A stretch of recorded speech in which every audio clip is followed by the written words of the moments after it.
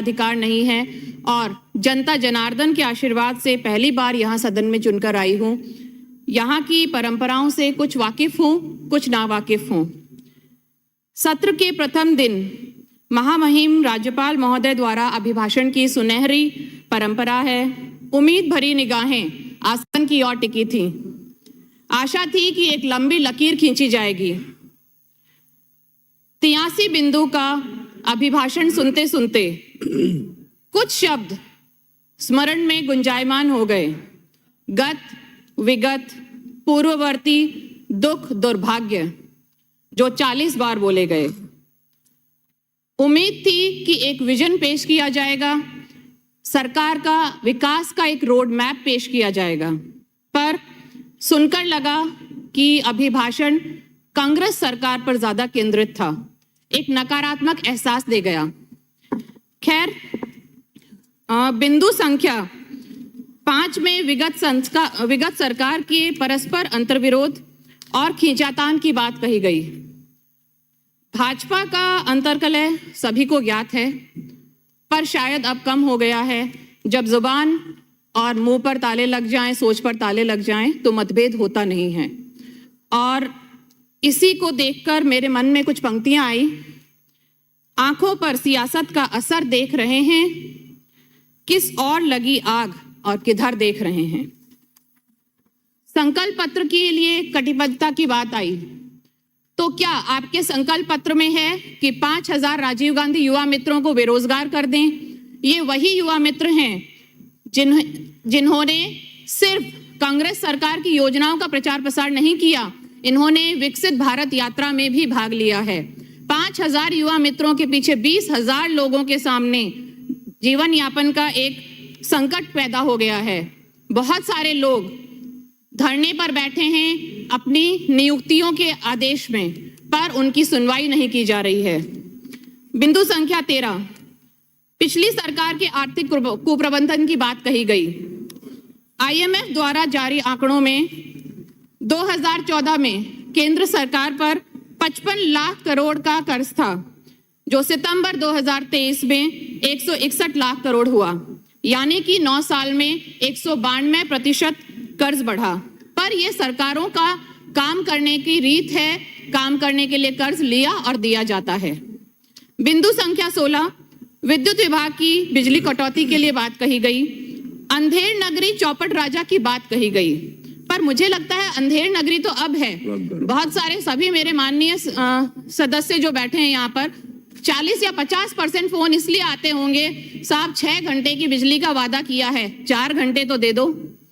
भीषण सर्दी, जब यहाँ पर कड़कड़ाती सर्दी पड़ रही है, तो बहुत सारे इलाकों में बिजली की आपूर्ति किसानों के लिए रात को 11 से सुबह 4 बजे तक की जाती है, और मुझे लगता है इससे बड़ा असंवेदनशीलता का परिचय कुछ नहीं हो सकता।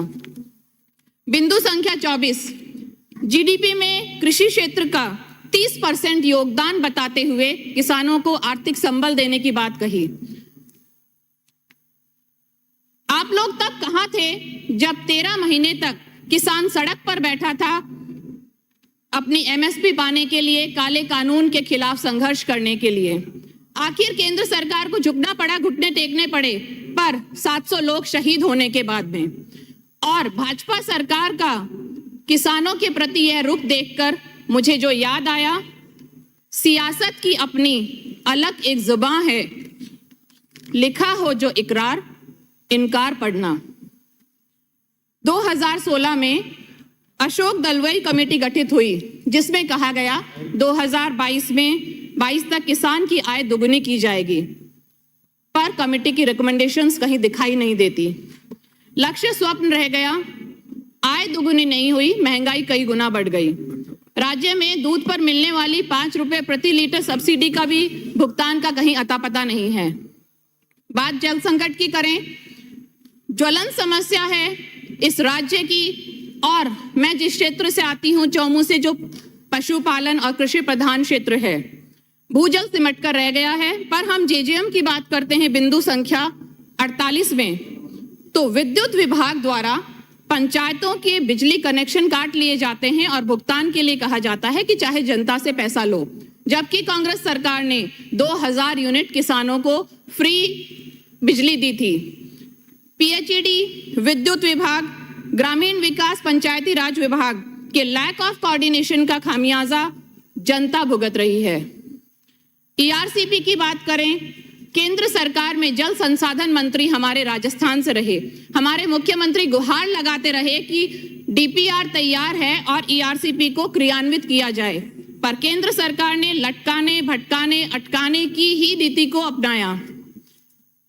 पानी जनता का अधिकार है और उम्मीद करते हैं कि इस बार भाजपा सरकार कुछ सकारात्मक रिजल्ट लेकर आए।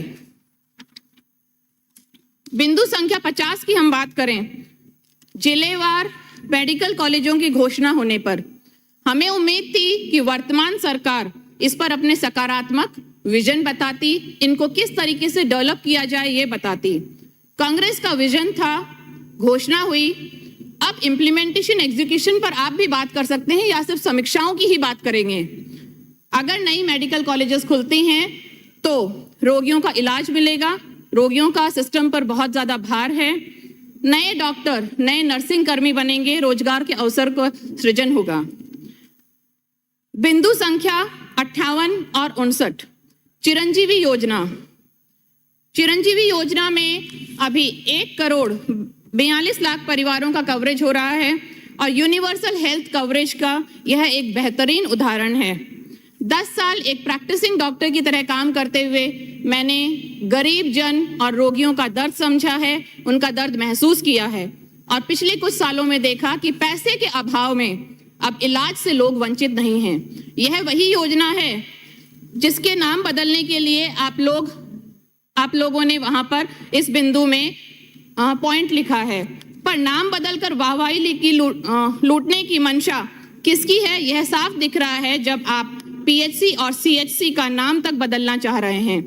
मेरी व्यक्तिगत सोच है कि कोई भी शिक्षा या स्वास्थ्य केंद्रों का नाम, कोई भी उसके नाम को धार्मिक स्वरूप ना दिया जाए। जोधपुर प्रवास के दौरान हमारे माननीय चिकित्सा मंत्री महोदय ने चिरंजीवी योजना को बोगस बताया था। हो सकता है ये आपका विचार हो, पर मुझे नहीं लगता कि जिस योजना में लाखों रुपए से गरीबों को ट्रांसप्लांट का सुविधा मिल रही है, उनके घुटने बदले जा सकते हैं, उनको महंगा कैंसर का इलाज फ्री मिल रहा है, हार्ट की बाईपास सर्जरीज हो रही हैं, वॉल रिप्लेसमेंट सर्जरीज हो रही हैं, तो ऐसी योजना बोगस है या विचार बोगस हैं आपके, यह आप ही बता सकते हैं।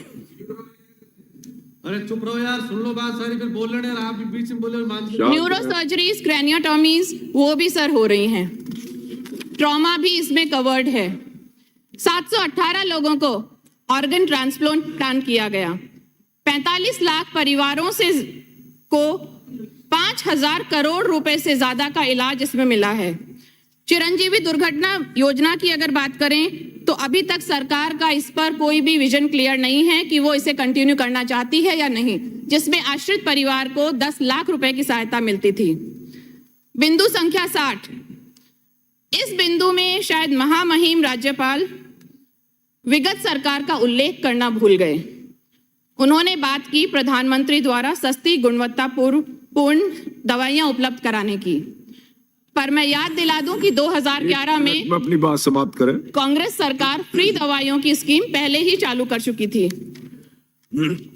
अगर हम पर्यटन की बात करें तो बिंदु संख्या 76 में कहा गया कि राजस्थान भक्ति और शक्ति की धरा है। अगर इतना ही समर्पण है तो हमारे चौमू के इलाके में जो सामोद बालाजी महाराज है, वहां पर एक रोपवे का संचालन पिछले कुछ सालों से अटका हुआ है, सिर्फ इसलिए क्योंकि वो केंद्र सरकार के लेवल पे अटका हुआ है और फॉरेस्ट विभाग पर।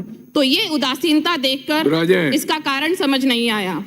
आपने मुझे आज यहाँ बोलने का मौका दिया, उसके लिए सभापति महोदय को बहुत बहुत धन्यवाद, आभार। जय हिंद, जय संविधान। धन्यवाद। श्री लालाराम बैरवा, श्री लालाराम बैरवा, डॉक्टर शैलेश सिंह।